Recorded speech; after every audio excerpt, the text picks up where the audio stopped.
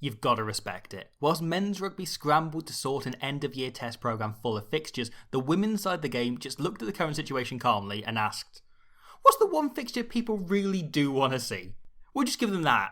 Twice. And whilst the first meeting last weekend ultimately saw England romp home in the second half, the return game at Twickenham showed just why England v France is probably the best fixture in women's rugby. And this particular bout took place just days after the two teams were drawn in the same World Cup pool. With that tournament now less than a year away, both teams started strong sides with a few changes as they played out the best game of the weekend by a country mile. France were on top early on and came very close, but the first try eventually went to Angleterre. A solid counter-attack by Ellie Kildun gets the Red Roses up to the 22, and from there, England are very patient and work to the right repeatedly. Now, France's defence is pretty simple, but it's made all the trickier by Annick Hayreau's willingness to let her players spot blitz at random. Any player seemingly appears allowed to break rank and ignore the system if they feel they have to, and we see it a couple of times here. Captain Hermé is very eager to make this tackle, and then Ulatu shoots in for the interception, creating a little hole which Drouin is able to close before Miller Mills can sneak through.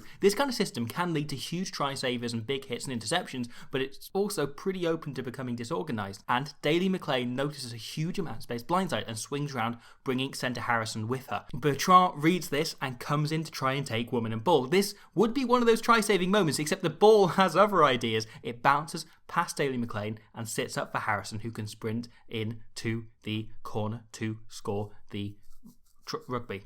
But from there, France wrestled back control. Now, France have two of the best nines out there, best nines in the game, and you can always tell how they're going to approach the game by which one they select if they only stick to one. The pair of them fill the two cliches of French scrum halves perfectly. Pauline Bourdon is the beautiful, floaty, mercurial talent who they keep trying to move to fly half. But Laurie Sanzous, who started on Saturday, fits the other mould. Considering female test players are almost unanimously nicer people than their male counterparts, I so admire Laurie Sanzous' lifelong commitment to just, at least on the pitch, being a shit. For those unfamiliar with how she plays, think Morgan Parra with a ponytail. You'll never get beyond about 20 minutes and wonder if Sanzous is playing. She always puts herself front and centre of the game at all times. The tempo of Saturday's match was very much managed by Sanzous, who would randomly inject the game with huge bursts of speed whilst managing it more carefully usually. But she also was able to slide in some really lovely kicks such as this to keep England pinned back. And from that kick, France regather an overthrown ball and really press. This is a team with numerous huge carriers, and England become dead set on stopping them, except they fall prey to the Red Roses' one of their biggest Achilles heel,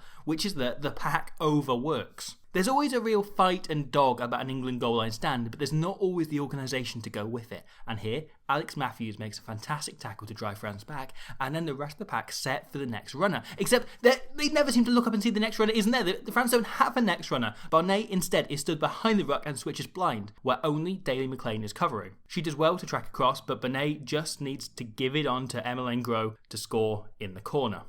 Now, let's talk about Cyril Barnet for a moment, because I think with eternal icon Johan Uge retiring, she might just be the Frenchest player on the planet. One of the most dangerous wingers in the world, Cyril Barnet has that uniquely French thing of never looking fussed about how world-class she is. She leaves someone lightning quick in a dust with a shrug and step the most agile of defenders without noticing they were there. Barnet is the leading try scorer in women's test rugby in 2020, and yet seems almost surprised every single time she does it. So, after a long period of pressure, England go for the corner and with it, the kill, right before half-time, thinking they can kill the game off here as they did in the second half against France last week. However, it's a poor line out, and France steal, then clear.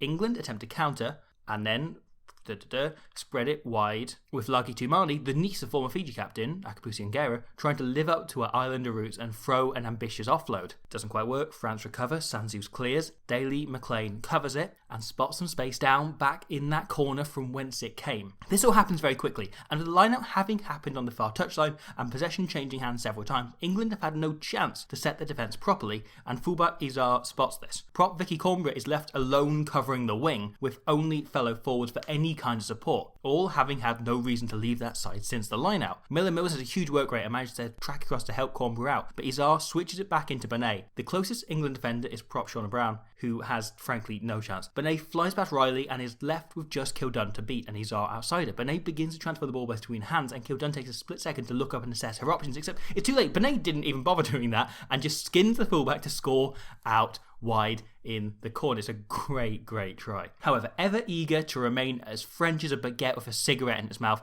Bonnet then begins the second half by doing this. She narrowly avoids a red card, escaping with only a sin binning, and France are forced to defend superbly. Here, England set a good drive, but the French forwards, instead of trying to force them backwards, enter late at an angle and drive them sideways. As they're not in direct competition, they're not going up against down, England basically helped them, and an initial burst of power is lost to crabbing across the pitch, and by the time it does straighten up, France have managed to get women in amongst to disrupt and eventually kill them all. However, France tried to do exactly the same thing a moment or two later, but England have adapted to the trick very quickly and remain super square, leaving the French shove on the side and letting England walk in virtually unopposed. But after that, there's an extra white line that we have to track people crossing, and I don't just mean people going on the wrong side of aiming cocaine. The same stoppage as Bonnet comes back on, France introduced former World Player of the Year Jessie Tremoulier, shifting Izard to the wing. Tremoulier proceeds to add just a bit more structure to France from the back, be it relieving thumps like this or just slotting into the pocket when France are under pressure and dinking it deep to put that pressure onto England. France then switch it up and stick on Bourdon,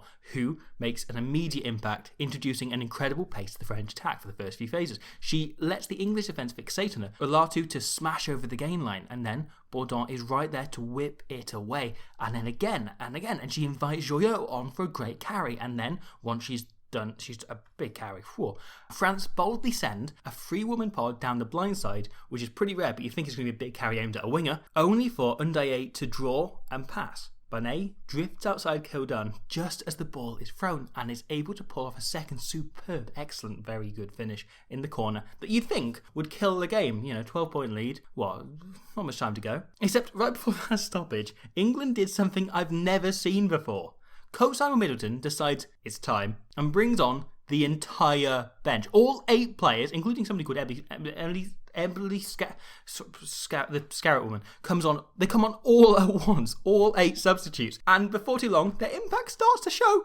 Whilst the kicking battle is fairly even, the French chase is a bit less fresh, and this shows as England are able to force Tremoulier into an absolute howler, putting Izard under huge pressure and ultimately into touch. And from there, it begins. Poppy Cleal, who soon enough is going to start making up new positions just so she can be class in them, finishes off another try from the maul. And not long after the restart, Bonnet has another French moment as she gives away the penalty. And as England start to attack, France start to look a bit tired. They're remaining organised and disciplined to the huge amount of credit, but their line speed is dying off. Their enthusiasm from the first half isn't there. And then, eventually, they just start to fall off tackles, most notably this tackle and the follow-up, and any other tackle that might have stopped Ellie Kildun crossing the line to put England back within 1 point. However, that organisation looks to be enough as England try to pile forward late on. France defending very comfortably and very, very well. It's been a massively impressive shift, but one player just needs a little too long to lie down. It's not rolling away, it's a penalty. And most importantly, it's Scarrett. She steps up and nonchalantly knocks it over to give England the game. This was the Red Roses' 3rd win over their great rivals this year, and their second by an agonisingly small margin, the second that France will find so difficult to take. There's now less than a year until the World Cup, but deliciously, there's a 6 nations before that for these teams to feel each other out and to give us, once again, exactly the one fixture we all really want to see. Hello from me and hello from this fish. The fish wants to say thank you for watching that video, and he hopes you enjoyed it. I also echo that sentiment. I very much agree with this fish quite often. This fish did a lot of the work on this video.